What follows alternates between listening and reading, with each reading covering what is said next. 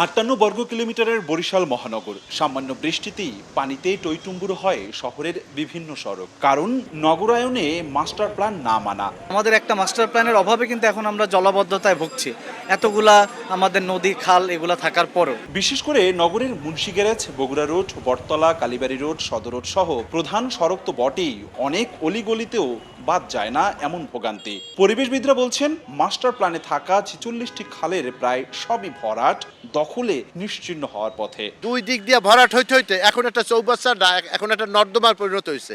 খাল আর খাল নাই। যারা বরিশালের রাজনীতি করে তাদের সদিচ্ছা নেই যে বরিশালটা ভালো থাকুক। জলাবদ্ধতা নিরসনের জন্য ড্রেন এবং সংশ্লিষ্ট সাথে কিছু খাল আছে, সেই খালের গভীরতা বৃদ্ধি করা দরকার। তবে গত 3 মাস ধরে বরিশাল সিটি কর্পোরেশনকে নতুন করে শক্ত পদক্ষেপ নিতে দেখা গেছে। দখলে থাকা খাল ও ড্রেন উদ্ধার করে খনন ও পরিচ্ছন্ন করছে তারা। খালটা পরিষ্কার করার পরে আমি ড্রেনে হাত দিয়েছি, পানি ঢোকার যে চ্যানেলগুলো আছে সেই চ্যানেলগুলোকে আমি হাত দিয়েছি।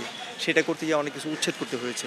2010 সালের মাস্টার প্ল্যানে বরিশালে 46টি খাল ছিল। বর্তমানে মাত্র 3 থেকে 4টি খালে নামে মাত্র পানি প্রবাহ রয়েছে। মন্ত্রণালয়ের পড়ে আছে 779 কোটি টাকার প্রকল্পের পরিকল্পনা, যেখানে 29টি খাল খনন শেষে ওয়াকওয়ে, বাগান তৈরি, 10টি পুকুর উদ্ধার সহ স্বপ্ন বোনা হয়েছে জলাবদ্ধতা নিরসন ও পরিবেশের ভারসাম্য রক্ষার নানা পরিকল্পনা।